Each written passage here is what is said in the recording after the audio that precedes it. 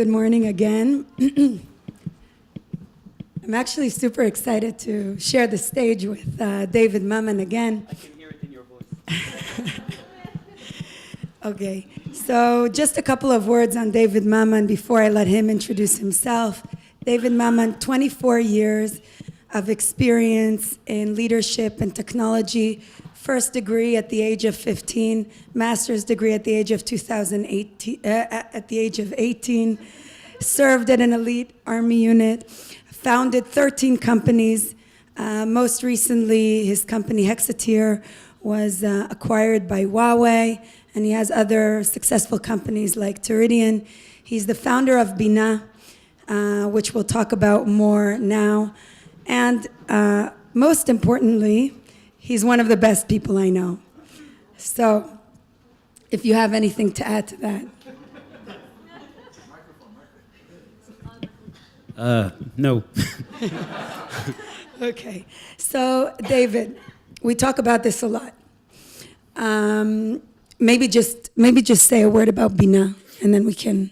Sure. So at Binah, we are now a team of about 20 people. More than half of the companies are PhDs and data scientists. And Binah focuses truly about the added value for companies. And we create AI use cases, which we can call AI applications, that are really focuses about specific problems and the way that we solve them. And from a customer point of view, everything is about ROI. And we don't believe anymore that companies should sell or focus about AI, because selling AI is so 2017. And okay, so I mean, we talk about this a lot. It's not about AI, it's about ROI. So maybe just give us kind of a brief overview of the AI landscape today, okay, and how does Binah fit in within this context? Sure. So a few different angles. When we're talking about AI and when we'll talk about AI companies, you can see a lot of companies that just chose a specific problem and they use AI toolset in order to solve this problem and to deliver added value for companies. And that's great.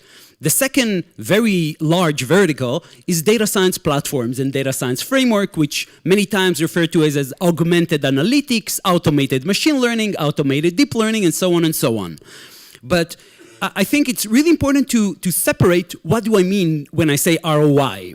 When people focus about ROI in data science platform, they're saying, okay, so if a company have to tackle a specific problem, they have to hire 7 data scientists, a few data engineers, probably a few IT guys in order to get a problem. So with the data science platform, I can reduce the number of data scientists I have to hire, which means I might need 2 and maybe 1 data engineer and maybe 1 IT guy.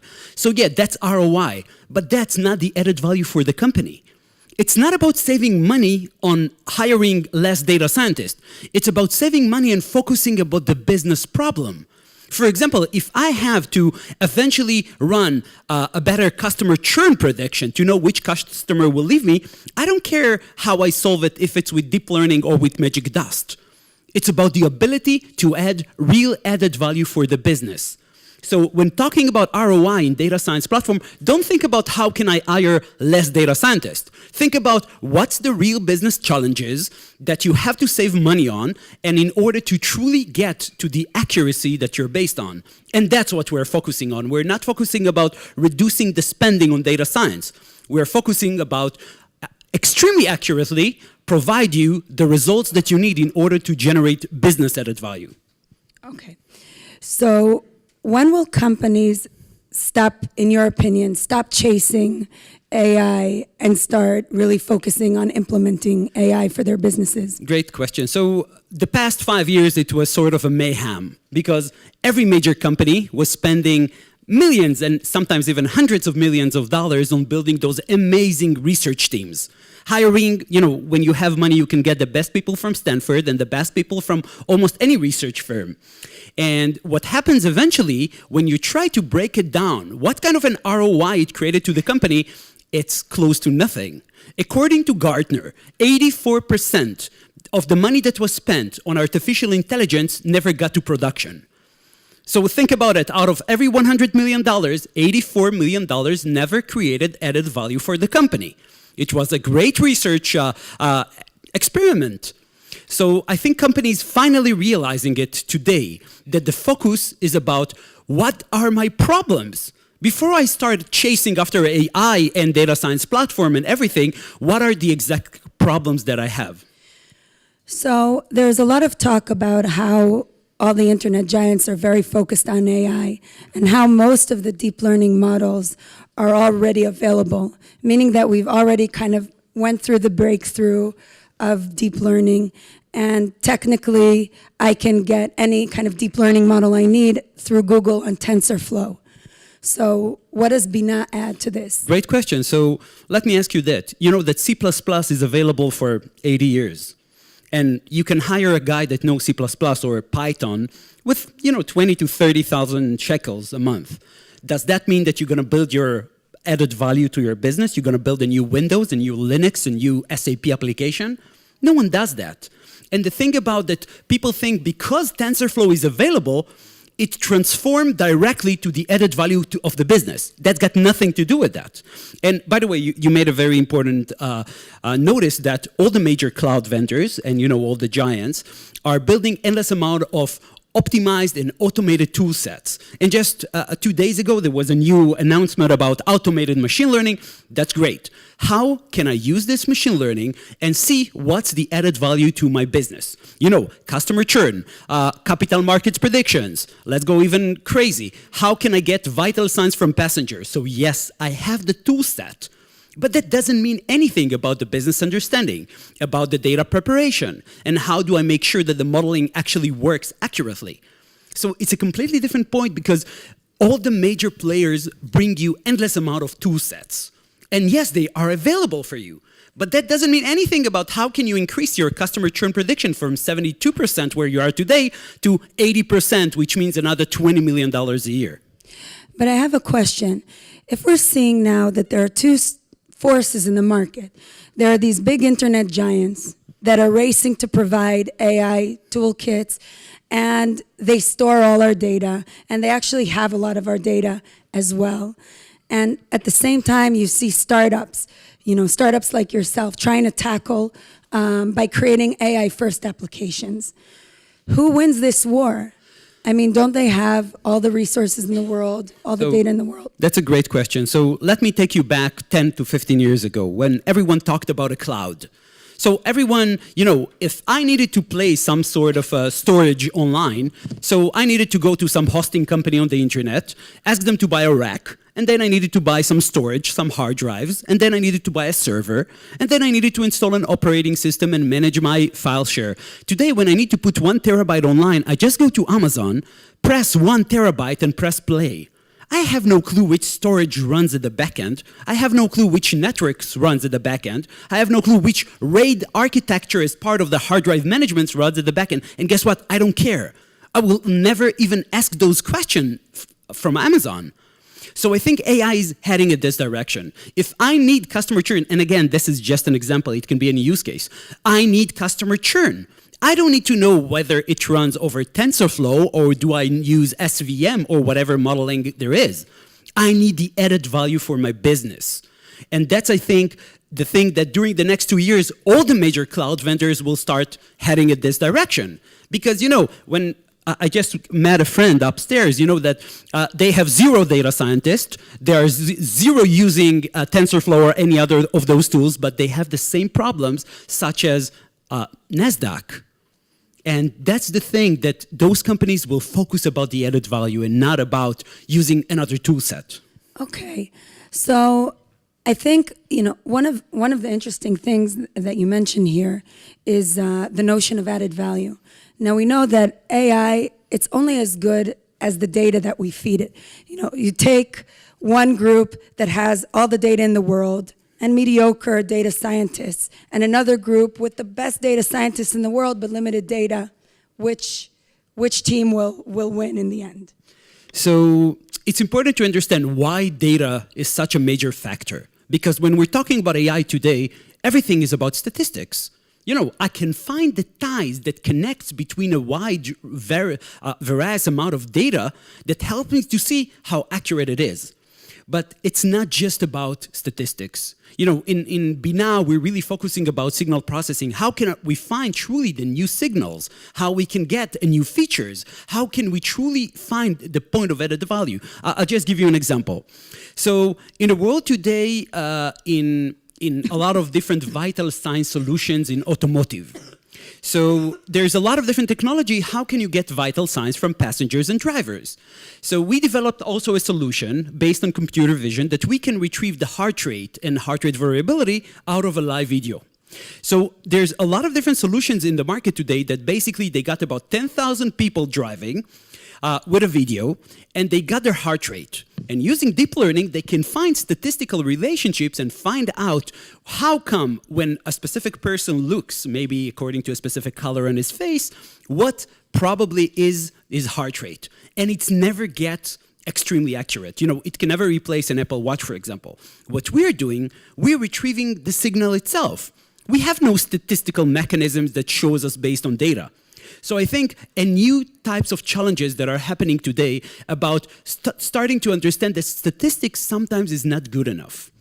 But by the way, deep learning, if you've seen new publication, that's crazy. It's heading to amazing distances about finding the ties, using less data, being able to truly focus in a more almost nano-level accuracy. So it's heading on the right direction, but I think that people will understand eventually that data is not everything. And sometimes there's also a problem about too much data, not just too less. Okay, but what I'm understanding from this conversation is that we're kind of past a point in terms of working on the infrastructure of deep learning, and we're at the point where we're at the application layer.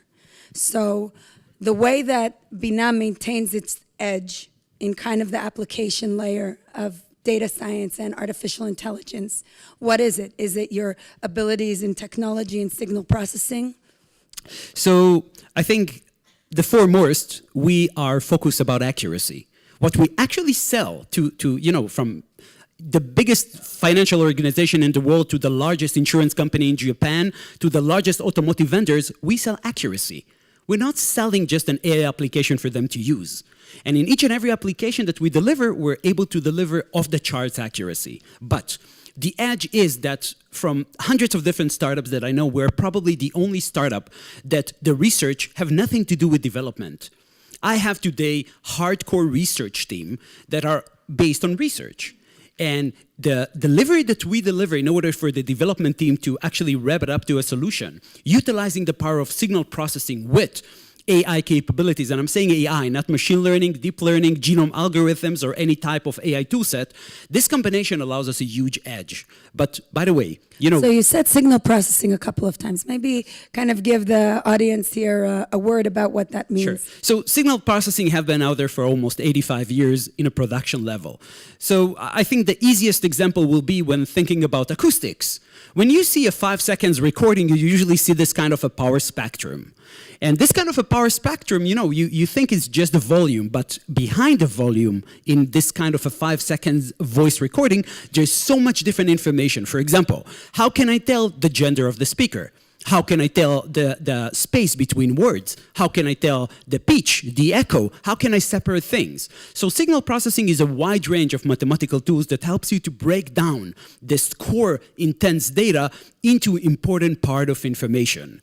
And, you know, a lot of you maybe heard about Kalman filtering, Fourier transform, ARMA, Winograd convolutions. There's a very wide range of multiple signal processing toolsets. We utilize almost all of them.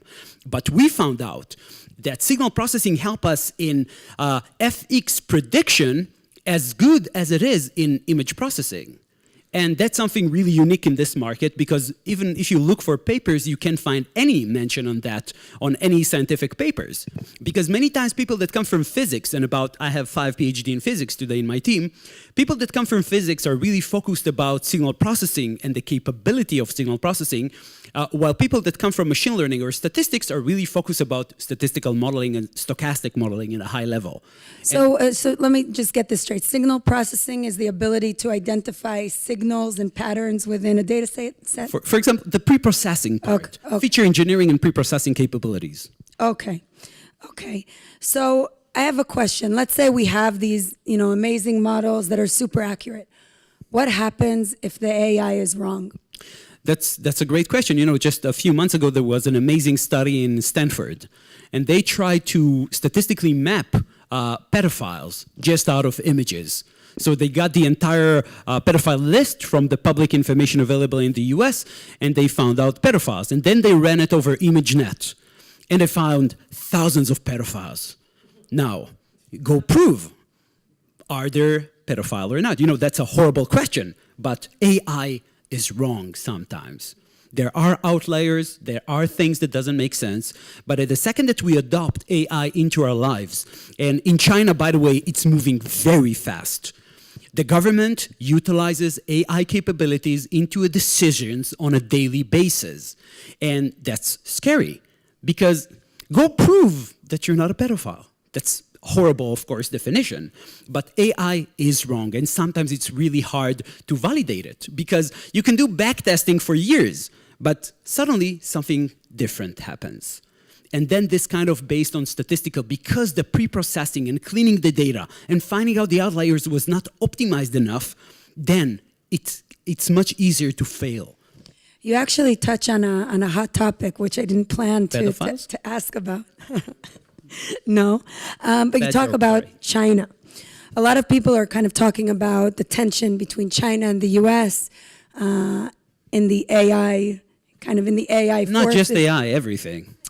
But AI is seen as kind of a very important movement, a very important part of technology in the upcoming decades, and specifically the government involvement in creating an edge for China. Yes. What do you think about kind of these AI forces, China versus the US, going forward, and the place of the government in kind of establishing? Last Friday, China announced that they just recognized AI bachelor degree in China. And they just announced that 110 universities in China will provide AI, bachelor degree in AI and a master's in AI, and that's fascinating. When a government decides to take, and I think what I really impressed about Xi Jinping, about China president, is that he really believes in the long term, and he's actually taking actions. When he talked about AI 3.5 years ago, everyone said, yeah, of course. Now you cannot see even one institute in China that is not focusing about utilizing AI into production. And it's government organizations, high-tech organizations. You can see the giants like SenseTime and iFlyTech and those huge organizations that raised tens of billions today. And they started investing in AI companies only. So that's not just a statement. That's actually happening. I think from my experience, by the way, US is behind, but something really important. When everyone is exploring AI, a country that I see now that is mature enough to actually adopt AI is Japan. We are now working with a few of the largest organizations in Japan, and I see the level of maturity.